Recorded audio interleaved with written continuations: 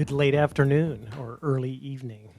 My name is William Hayden. I'm the Director of International Programs at Austin Community College. Thank you for coming to our Global Issue Speaker Series event for this evening. Tonight's topic is When They Are Gone, the Global Biodiversity Crisis. And we are fortunate to have Dr. Mark Shepard, who is Chair of the Earth and Environmental Sciences Department, to talk with us about a very timely and urgent topic. He's going to be joined by his wife, Swapna Shepard, who is a wildlife artist here based in Austin and is the creator of the Far Into the Amazon art series. One housekeeping note, I know that some of you are students and are here with for extra credit. And if you have extra credit slips, some of you have already had those signed.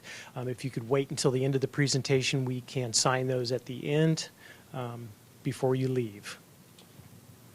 Okay, Mark? All right. Ready to go. Okay. That's okay. Hello, can you hear me?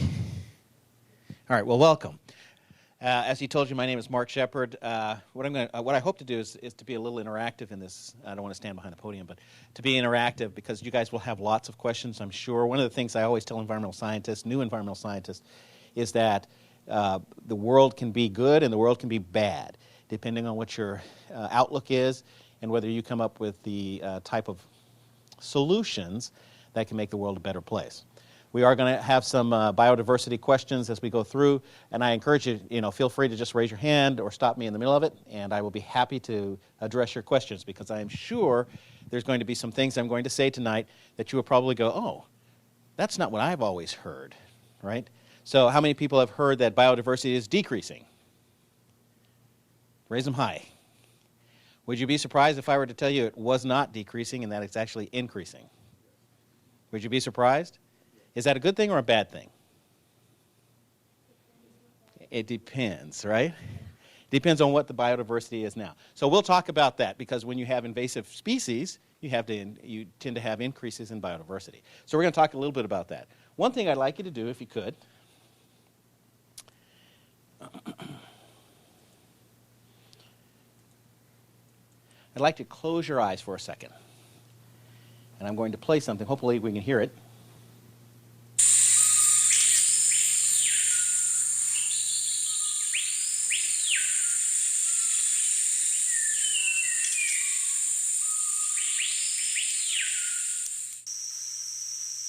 Have you ever heard anything like that before? How many have been to the Amazon before? A couple people? Where'd you go? Iquitos? So you're up north a little bit. It didn't sound like that where you were because they had. Well, it could have just if you go a little bit farther south, and you could probably hear that. Anybody else has been there? Nobody else? Anybody been to Costa Rica? You've been everywhere. No one else? Well, I will encourage you. It does sound, there's something about the rainforest, and this is where I'm going to focus on most of this lecture or most of this conversation is talking about the Amazon rainforest, specifically the run around Tampapata, which is the Black River water. It's a great place to go. One thing you find when you get there, there's not as many mosquitoes because it's black water. A lot of tannins in there, and the mosquitoes don't really tolerate it very well. And so it's one of the places you can go where there's not a lot of Zika yet. But we will talk about that. One thing to know about the Amazon rainforest, what is a tropical rainforest, number one? What makes something tropical as a rainforest? And why do I want to talk about the rainforest, number one? But why do we call it a tropical rainforest? Right. So it's on the equator. It gets a lot of, what we typically say is that the daily temperatures are much wider in range than the monthly temperatures. So they don't change very much month to month. What does change is rainfall. And so we're going to talk a little bit about that as far as endangered species. But let me get to the...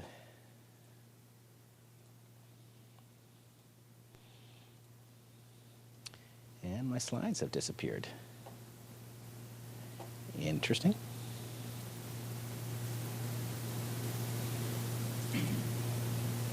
Let's see if I can get them back. Okay.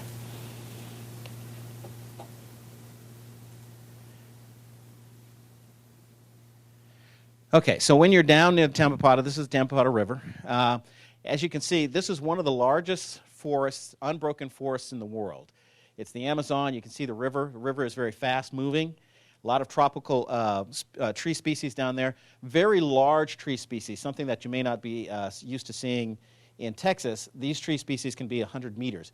And one of the things we're going to see about the rainforest is that specifically different parts of the rainforest, different levels of the rainforest have much different types of wildlife.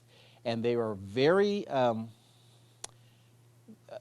the species are typically, one species will stay at the top of the trees and you'll never see it. One will stay at the bottom of the trees and some will stay in the mid, and you'll never see them really go very far from that level. So if you want to go to the rainforest and you want to see some of the wildlife, you're going to have to climb a little bit. Here's another photograph of the Tampapata region of the Amazon rainforest. You can see this goes on for hundreds of miles. It's an unbroken forest.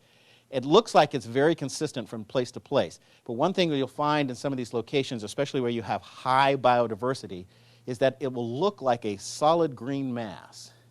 But in actuality, there's a lot of complexity in here. Not only one thing you see about the complexity here, it's not this complexity that's as you go across the landscape, but as you go up the landscape, it also is very complex. And it's very interesting. Let me go on to that. Sadly, we're here to talk about biodiversity loss. And here's what's going on in the region where they are chopping down the trees. Here you have a farm. And typically, what you'll see is small migrant workers. These are all native Peruvians. And many are descendants of the Quechua Indians in Peru. And what they're doing is they're clearing this area in preparation to put a farm. Now imagine just what we just saw. This is what we can see. And you can see this as soon as you land. It's not hidden. It's not secret. As soon as you get off the plane, as soon as you get on the boat, before you even get on the boat to travel down the river, you'll see places like this where they're actually tearing down the rainforest.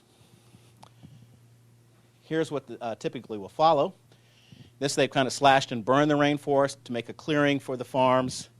Let me ask you this. Is the rainforest a highly fertile place location, or is it not that fertile? What do you think? How many think it's fertile? A couple people? How many think it's not? A lot of people know, all right? So it's not. Lots of rainfall has a tendency to dissolve minerals out. So almost all the biomass and all the minerals are where? In the trees, right? In the trees or in the animals. And so you'll see that. Here's what they're replacing with. Anybody recognize this fruit? Papaya.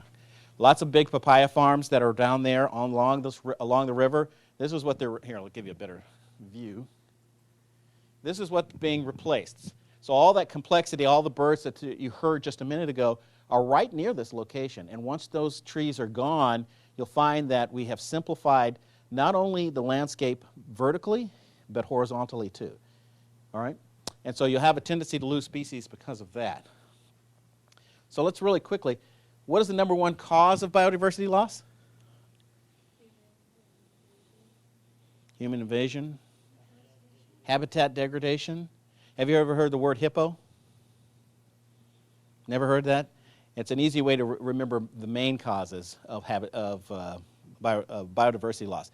HIPPO stands for habitat loss, invasive species, pollution, population, and overexploitation. Now, of course, HIPPO doesn't encompass everything, right? And it generalizes across several different categories. So, for instance, overexploitation can be hunting, it can be overfishing, it can be a lot of different things. So, but HIPPO is a way that we use to teach environmental students easy ways to remember what's going on. But if you look at it, here's your number one causes of endangered species. As you can see, forest loss, these are endangered habitats, forest loss is number one. And it's so large that the smaller ones don't even compare. So when you talk about habitat loss, it's the loss of the forest. If that were the only thing you would say, you'd be almost 99% right as far as all the causes that cause cause biodiversity loss or habitat loss. Wetlands would be a second one. What might be a wetland? Swamps in Florida, Everglades would be an example. Anybody ever think of another one?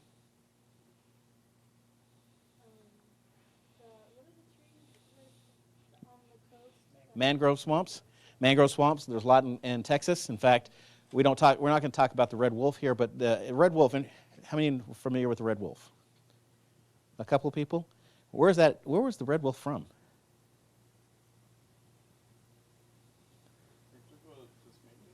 It's what? No. That's you're thinking of. I know what you're thinking of. No, there's the red wolf in Texas. It's Canis rufus. Anybody know? Now there are. Yeah, but they actually came from southern Texas, and it was interesting. They went down looking for the red wolf, and they were a little concerned because they weren't sure if it was a species unto itself or whether it was a mix between a gray wolf and coyotes. And so what they discovered is that it really is its own species, and they captured the last 15 of them. They were pretty mangy down in the Corpus Christi area. They captured the last 15 of them, moved them to North Carolina, and captive bred them. So now you have about 120 to 200 in captivity, but they've released some, so you have about 120. So it's a native Texan, but there are none in Texas anymore, right? So, which is another interesting thing. So, but you have these forest grasslands, and you have, if you look at these, it's kind of deceptive in that you might say, well, look, all we have to do is take care of the forest. This just happens to be, excuse me, if you look where most of the species, endangered species live, they live in forests. That doesn't necessarily mean that the loss of marine neritic or savanna locations is causing less biodiversity loss. It just means that on a scale in the forest, we're losing them in large numbers, if that makes sense. Here's another way to visualize that. When you think about critically endangered species, you can also categorize them in terms of causes. So here you have natural systems modification. What's a natural systems modification? Can you think of one that we do in Austin, Texas?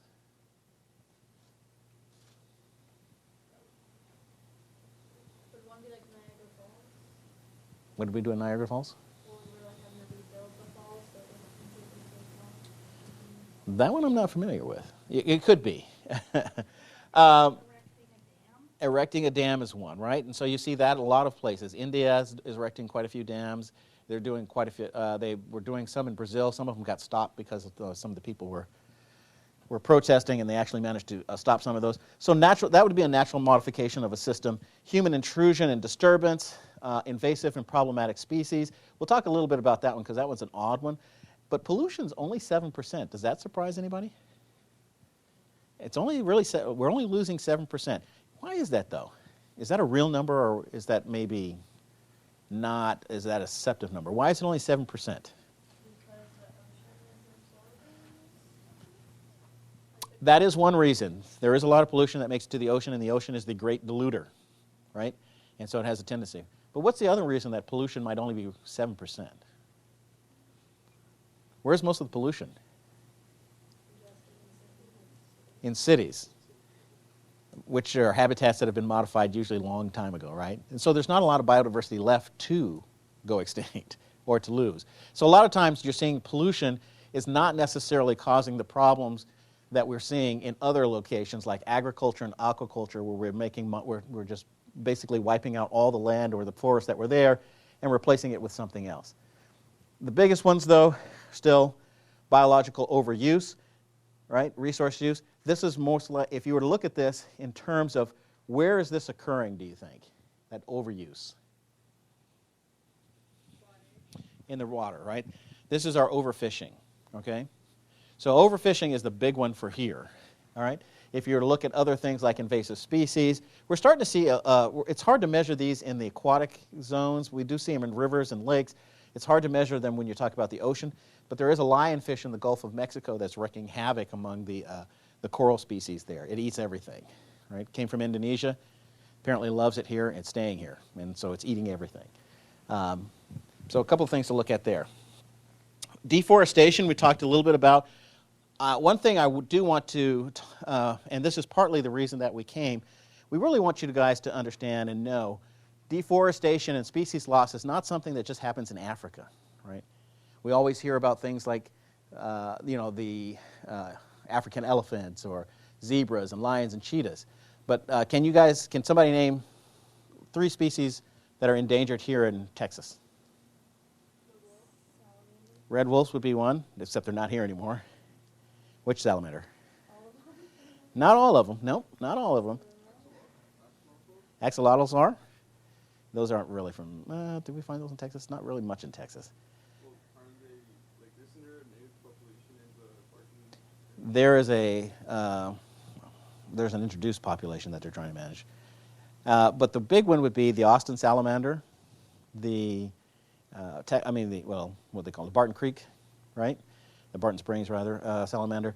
The Texas salamander down in San Marcos.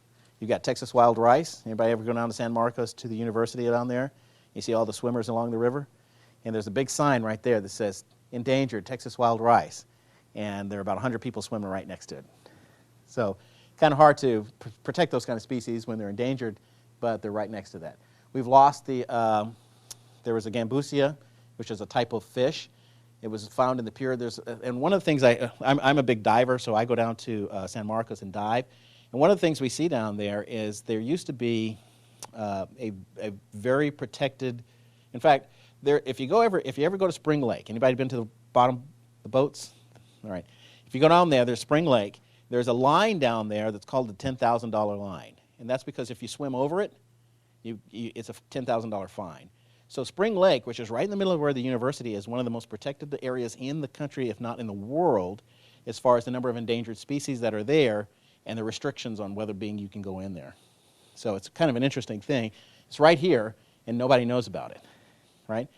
The plateaus of Texas, right here in the hill country, lots of endangered species are disappearing, things that you probably never even heard of, because we always hear about rhinos and tigers and bears, but we never hear about anything that's going on there. Let me ask you this. Are polar bears endangered? No. Why do we think they're endangered?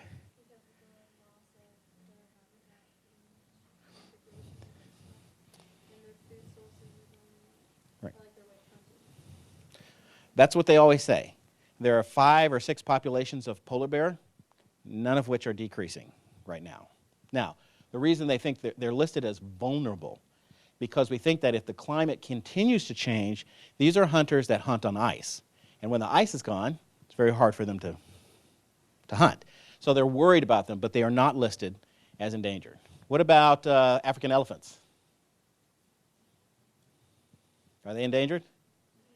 No, they're not. They're absolutely not. There's 140,000 of them. Now, does that mean, and here's the thing and here's why I don't want you to take, because a lot of people hear that and say, oh, we're okay, everything's great, right? Why is that not a good thing necessarily? Because they're so vulnerable that people are hunting them and they're decreasing. They're still hunting, they're still decreasing. Can you think of an animal that we thought was never going to go extinct and disappeared? Passenger pigeon. At one time, there were billions, if not close to a trillion, passenger pigeons. And we managed to decimate them in the span of 10 years, or could have been more, a little bit more. But that was one species that went completely extinct and almost unnoticed. So we do worry still about large populations of species, right? Just because it's got a large population today doesn't mean it's not. Another one would be, well, let me do this first. If you look among species that are disappearing, let's look at the chordates. Chordates just means that it's, usually the larger species are included in the chordates. So you got your mammals, your reptiles, your amphibians, your birds, the Actorigina, these are your fishes, your bony fishes. Chondrichthyes would be your like sharks and things like that. These are the major ones that we think about when we're thinking about extinction. And here's the picture.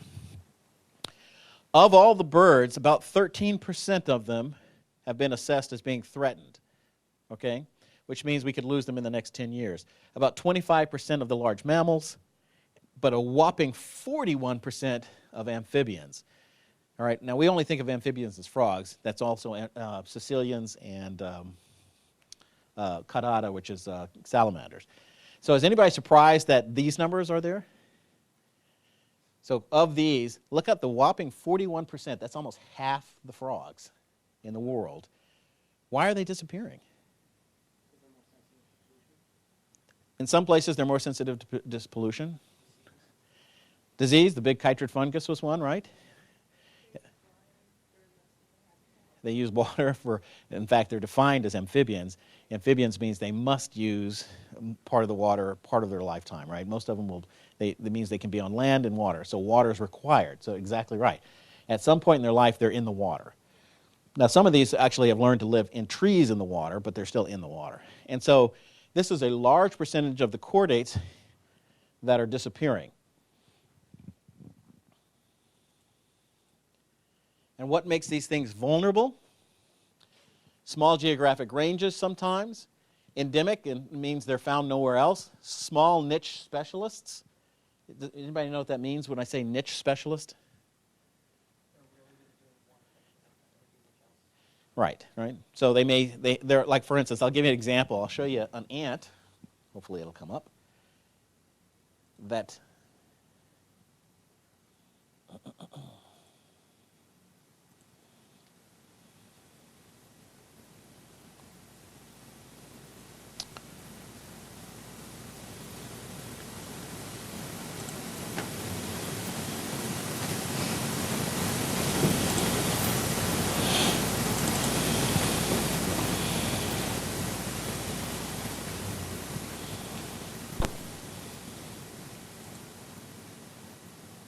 oops, wrong one. Sorry about that.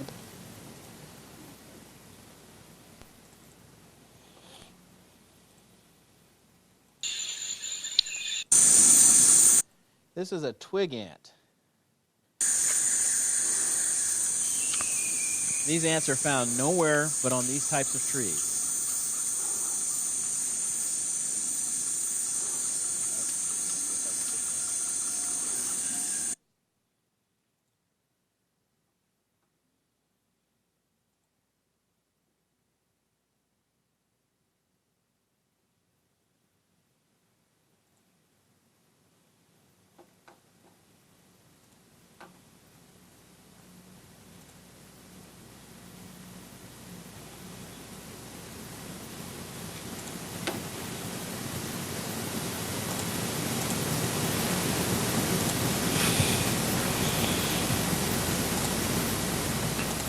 Well, let me just end it and see if that works.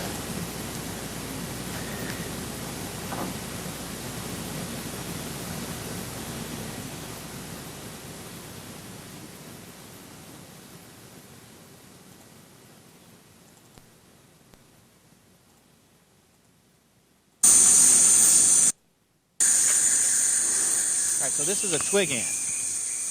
These ants are only found on one tree in the Amazon.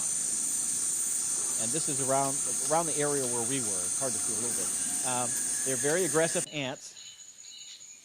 Here's a little close-up of them. Maybe I can turn it down a little bit.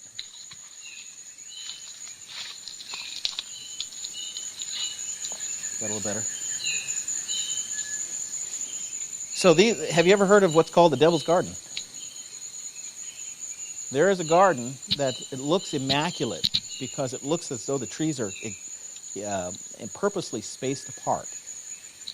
And what it is the twig ants. What they do is they sting everything, not just you and I if we go in there, but they'll sting plants. Any plant that shows up, they sting that. And they kill everything around the tree. So it looks like it's a garden, and they call it the Devil's Garden because of these ants. And there are several different species of this ant. In fact, I've been working with a couple people who are ant experts, and none of us have been able to identify this species. So we don't know if there's a new one or not.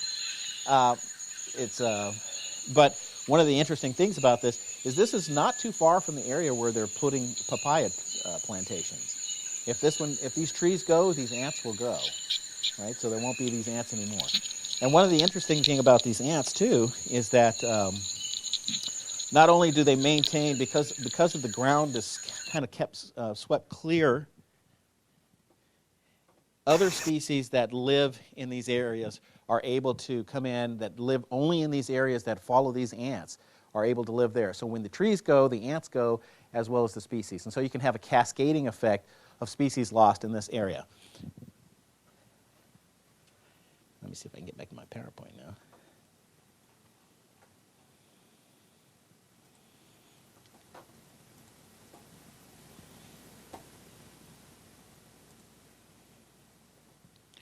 All right, so we talked a little bit about small populations and niche populations, long reproductive cycles. So these are where your things like elephants. You know, why do we believe that some elephants, like for instance, the Asian elephant is endangered?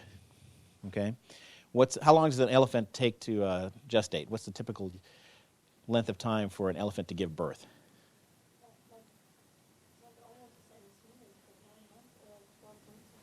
No, it's actually 24. 24 months, all right? So when an elephant is pregnant, it's pregnant for 24 months. And it only gives birth to a few, you know, 1 or 2 offspring at all. There are several types of birds like that. Harpy eagles are the same way. They will only lay 1 or 2 eggs every 2 years.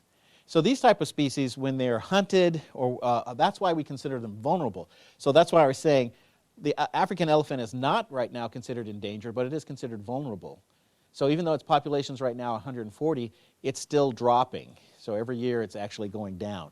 We recently put giraffes have joined the list. Cheetahs have joined the list. I think cheetahs joined in 2016. So they're now on the list of endangered species because before that their populations were considered dropping and they were only considered threatened. Now they've gone over to endangered species. But a lot of these have to do with the productive cycles, very few offsprings, or low sex ratio between males and females. There are some of them where there's only 1 male for a certain number of females in a pride of lions, or vice versa. There are certain times when there's more males than females. And when you have reproductive strategies like that among animals, they become risk-prone to extinction. Limited environmental tolerance and megafauna. So the larger species are the ones that tend to go extinct quickly. But let's talk a little bit about some of the species of frogs that were going extinct. We mentioned a little bit, somebody mentioned the chytrid fungus, habitat loss. One of the things we discovered is that in about 1980 is when the chytrid fungus really started wreaking havoc. We started noticing that frogs were just disappearing. And it was very quickly that it was decimated. It started in Central America. It was decimated. And one of the things was that we discovered that there's a chytrid fungus. What it does is infects the skin of frogs and prevents them from liquids from going through or from being able to breathe, right? And so that eventually suffocates them or dehydrates them. And so for a while we were like, well, look, it's not humans that are causing this issue. It's this chytrid fungus. And disease does wreak havoc. But anybody know anything about chytrid fungus, where we think it came from? Because one of the things we noticed is that frogs in places that were untouched by humans, largely preserves, were still dying out from chytrid fungus because it can carry in the water and travels. One thing we discovered, so it looked at first that there might be a natural reason why frogs were actually disappearing. Turns out that chytrid fungus was also associated with an activity that humans did that was actually released. So in the end, it looks like humans did play a role in that disease for the chytrid fungus, which is kind of interesting that just at the time when we thought, hey, here's a particular epidemic of destruction or of species loss that we didn't cause, it turned out we did cause it, right? So, but habitat loss is a big one too, but pollution. One thing we've noticed though is that, and we'll talk a little bit about in a second, but one thing we've noticed is that climate change may not kill as many species as we think it does. All right? So we'll talk a little about that in a second, though. I don't want to get too far ahead. Here's some case studies of extinction. We lost the golden frog. This was in Costa Rica. It went extinct about, 1982 is when, 1987 I think was, but 1988 I think there were some toads. I think, and finally in 1989 we declared it extinct after the last ones were seen. This one's no longer there. And then one of the most interesting is the gastric brooding frog. And there were 2.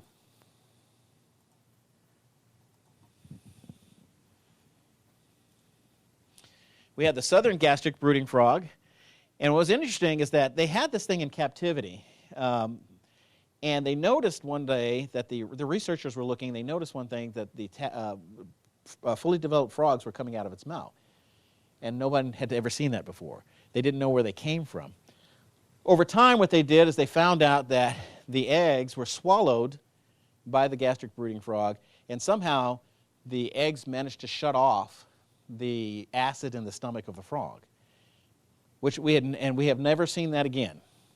Unfortunately, so there were two frogs that did that, the southern and the northern gastric breeding frog. Both of them disappeared within 10 years. Actually, I'm sorry. Both of them disappeared within 2 years. And so it was kind of interesting. This one's 18 months later, it was gone. They had set up a $1 million research laboratory that was going to study why these eggs were able to shut off the acids and why they were able to, they were going to look at if they could use this for human medicine for gastric ulcers and things like that. Within 18 months, they were gone.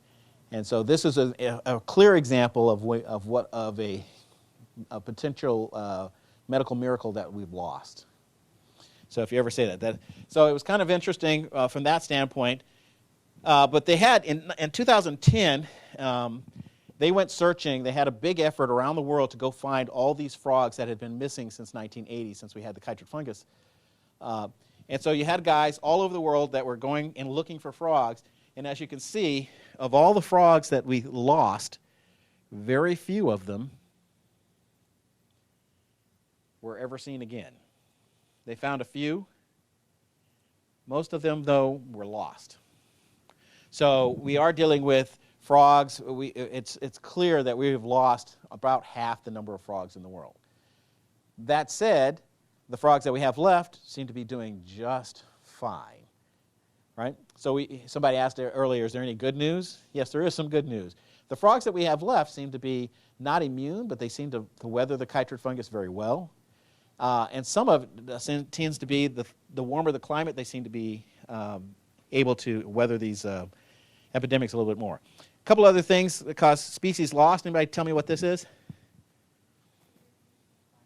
It's a fire ant. You guys recognize it? How many people have not been stung by a fire ant?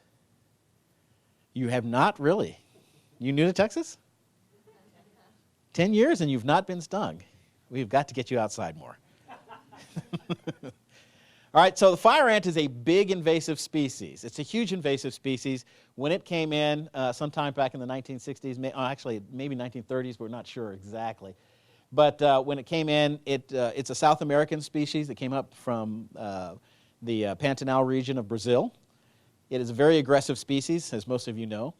When it stings, it has a tendency to sting. They're coordinated stingers, is what I say.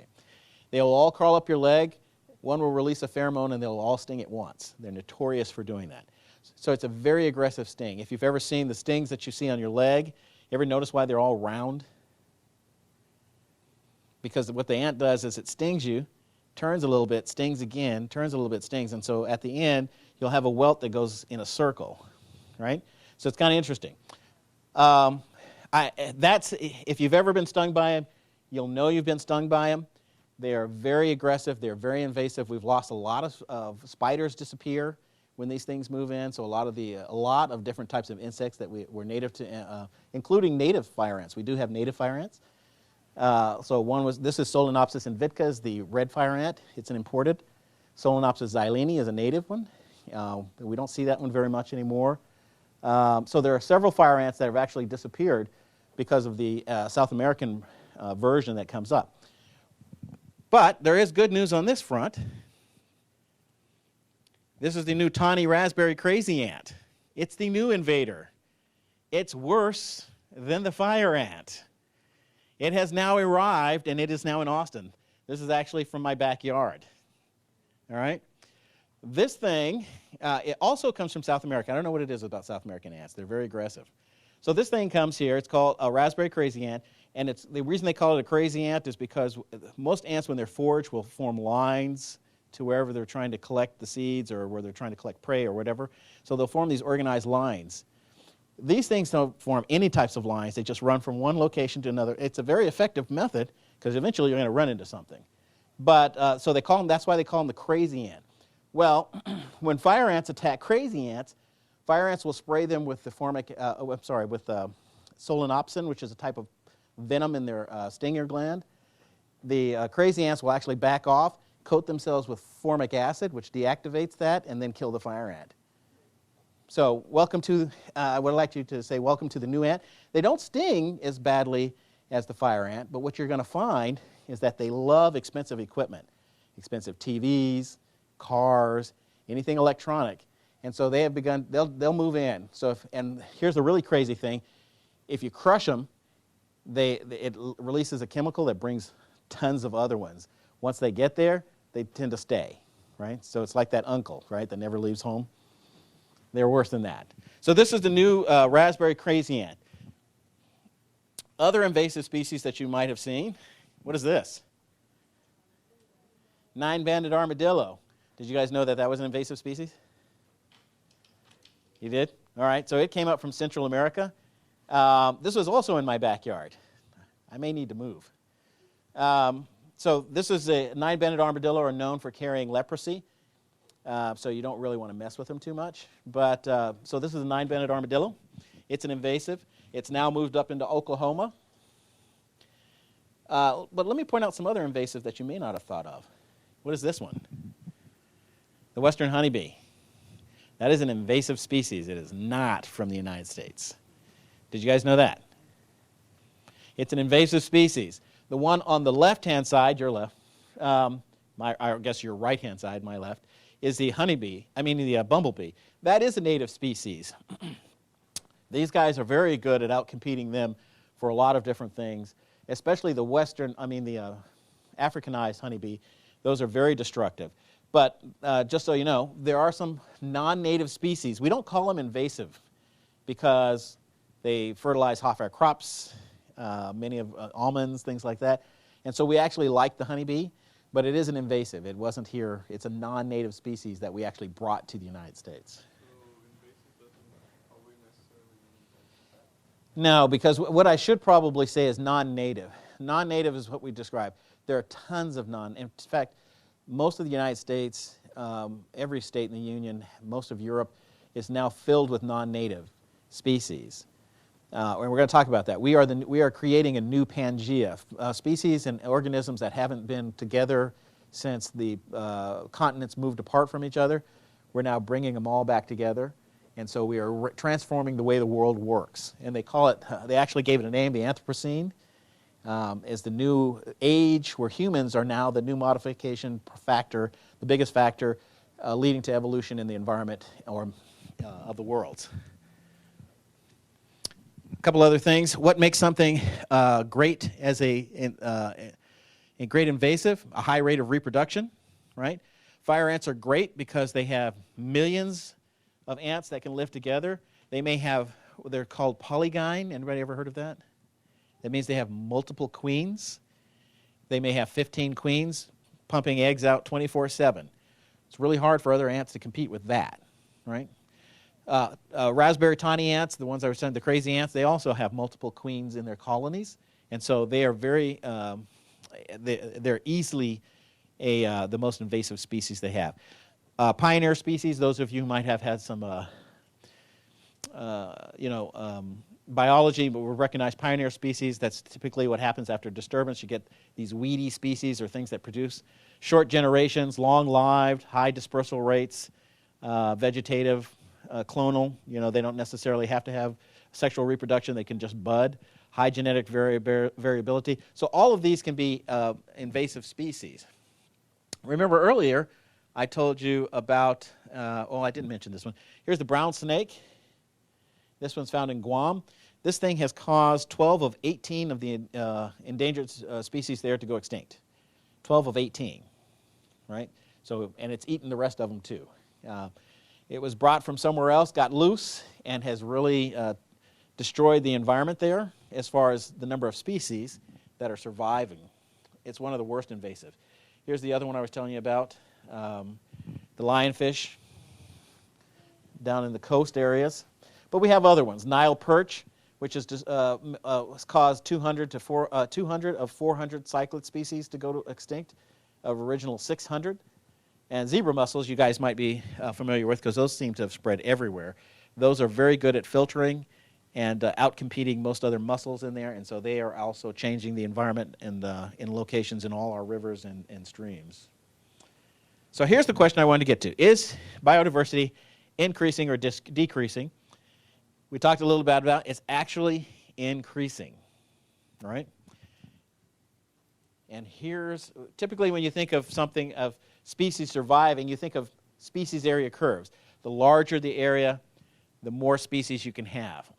Well, what we've also discovered is that if you fragment the landscape and you don't destroy the landscape completely, if you fragment the landscape, you'll have more species that can live on the edges, more species that can live around the edges, and so you'll have, for every 2 species that you may lose, 3 species may move in.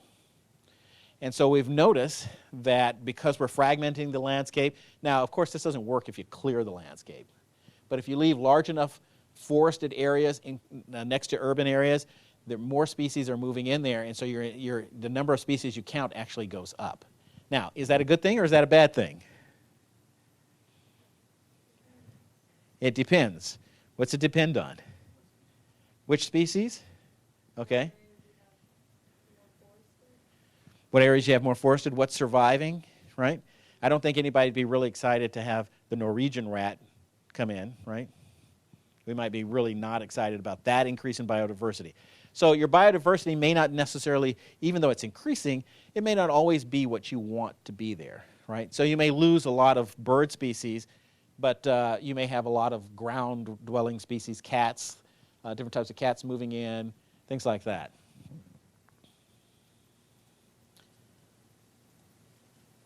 Here's another example of an islands. Some of your islands are very at risk for invasive species and species loss. This is in, the top of a volcano in Hawaii. And I didn't have a real picture, but I thought I had one, but of the Haleakala moth. It's only found there. It's a flightless moth. There is a ant that has moved into this area and is decimating the flightless moths. And so this is one of those species, if you want to see, you better go within the next 5-10 years, because it will be gone. There's not many of them. In these areas where you have high winds, the insects tend to lose their ability to fly. Why would that happen?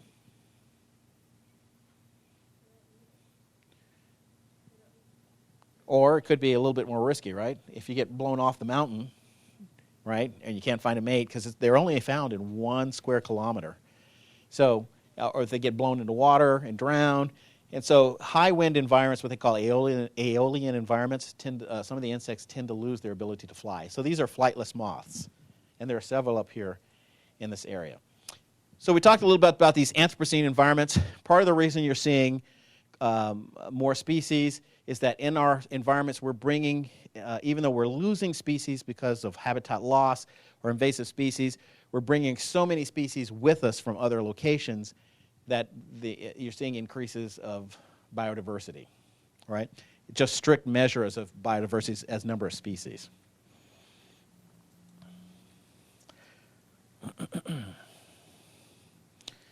One thing I wanted to show you, that as far as habitat loss,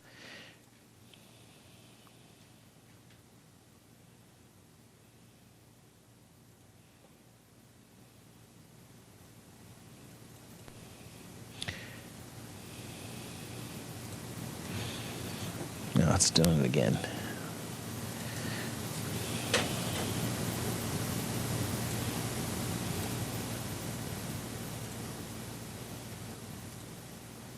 I'm trying to get it. Yeah, there we go. Do you go down to the Gulf ever and hunt the lionfish? I don't hunt them. I go to the Gulf a lot. When you say down, you mean down to Corpus Christi area? I spent a lot of time, years down there. This is an oxbow lake in not too far from, it's still on the Tambopata region, Tambopata River. You guys know what an oxbow lake is? For those who don't know, it's just where the river will sometimes run straight, sometimes it'll meander and come back to the main, and sometimes that meander portion gets cut off from the main river, and so it becomes a lake of its own. These are the largest otters in the world. The Amazon otter.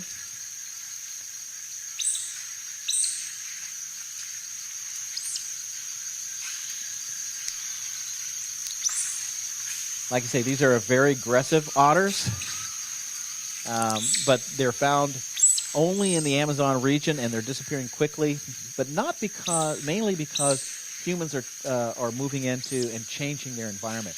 They're not able to survive well in modified environments, and so they are starting to disappear.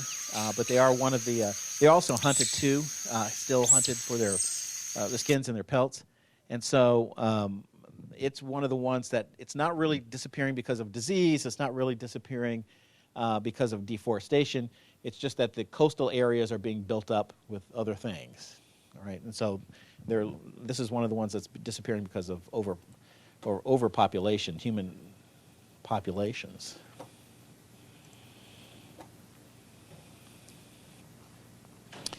All right, a couple other things. Let me get back where it was. All right, a couple other things. Climate change.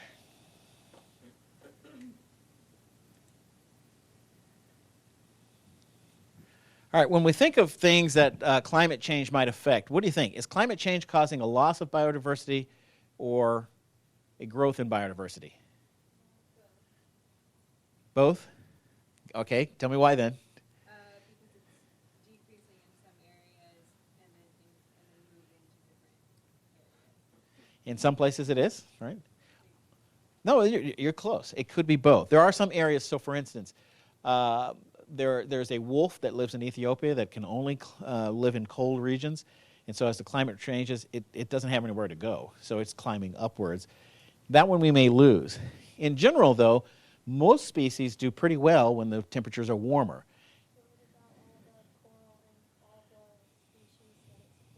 Except for coral.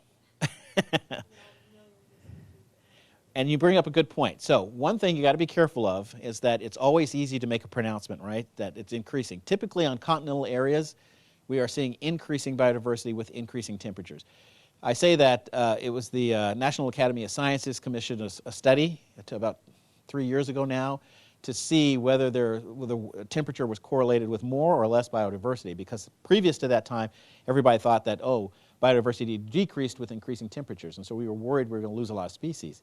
What they found is that when you actually took into some of the account, the fossil record was incomplete, that if you looked at species today and temperature changes, they had a tendency to go up.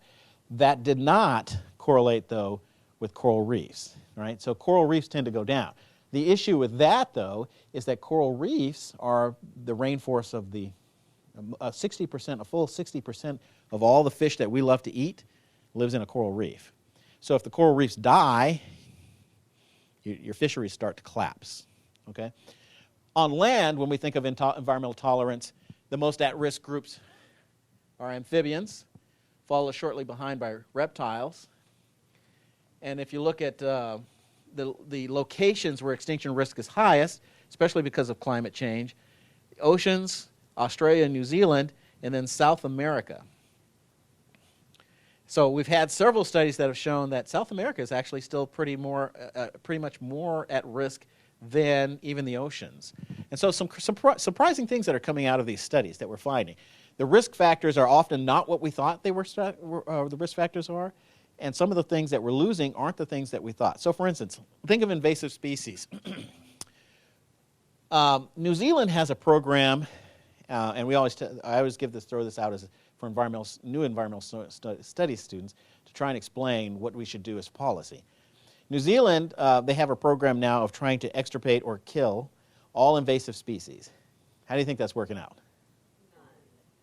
Yeah, it's not working. And it's actually kind of grotesque when you see people out having a good time, even if it's an invasive species. Something about murdering thousands of these things at one time is just kind of seems a little odd. But that was one of their policies. So they're ripping out a lot of things. And what they were going to do is chemical treatments to try and kill the insects. California was going to do this at one time, San Francisco. And because they wanted to, their concern was that there were so many invasive species of plants that they wanted to wipe them out. Get them out, try and restore the environment to the way it was. What was the issue? Anybody from California? What's the issue?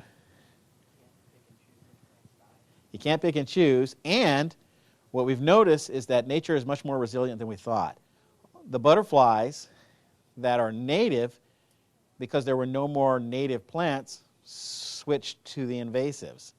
So if you destroy all the invasive, now you're going to kill all the natives again. So you have the same type of crisis. And so what we're finding is that in a lot of places in South America, we talked about narrow niches, species that go extinct because they can't go anywhere else.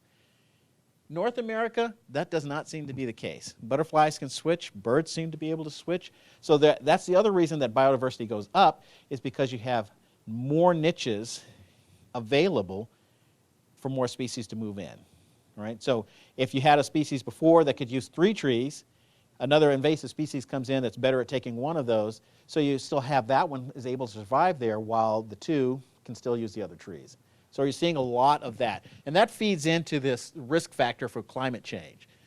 So bottom line is we're still losing a lot of species. However, biodiversity is still going up. If that's good or bad, it's kind of hard to tell. Right? So we don't have enough information to really say how long these things will last. Yes, ma'am.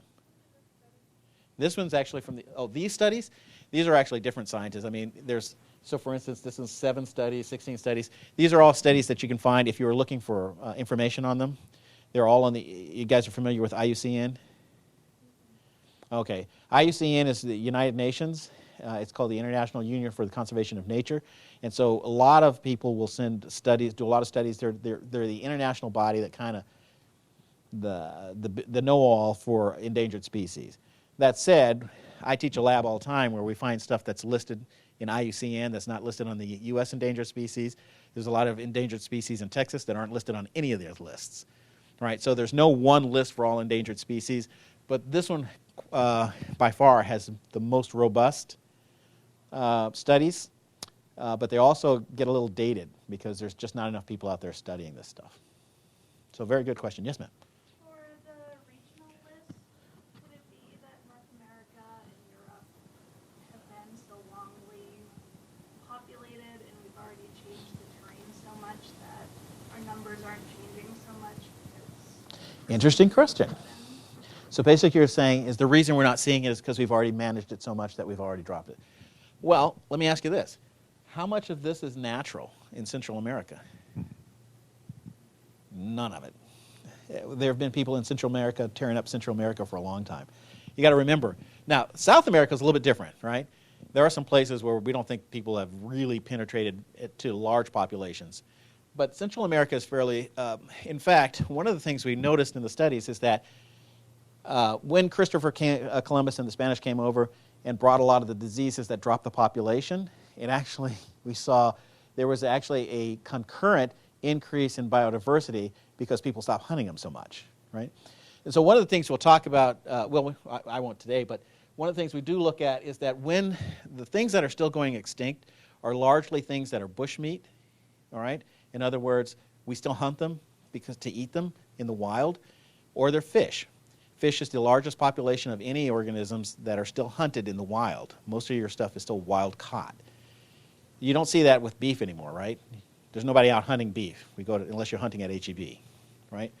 So, those things that we've stopped hunting and we've replaced them with cows and pigs, we now have more than 1 billion pigs on the planet. We now have more than 2 billion chickens. So the biomass is actually going up too. So it's kind of interesting when people are always surprised, oh, biomass is going up, biodiversity is going up. It should be all good. Until you kind of think of, hey, what's actually going up? And some of it's like cattle, pigs, water buffalo. There are now more than 1 million or 300 million water buffalo. So we are seeing those kind of changes, but that was a good question. Europe is very heavily managed, and what we've noticed is that if you were to look over time, extinction rates, historical and prehistoric, very few species in the Americas, as far as plant species, have gone extinct. They had one tree in North America that went extinct that was here naturally. Nothing in South America that we've identified. In Europe, they've lost 30%. Anybody know why?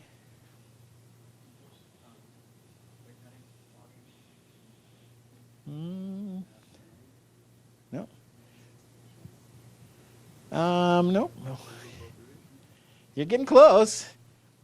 There's something more obvious that's probably it's probably escaping you. Which way do the mountains run in North America? Which way do they run in Europe?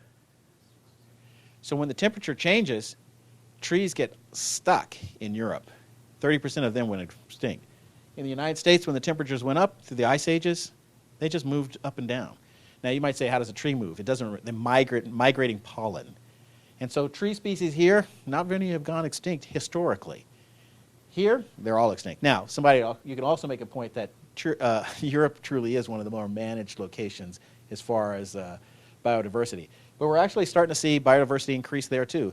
Wolves have been reintroduced. Since people have stopped hunting for subsistence, we're seeing wolves have increased, bears have increased.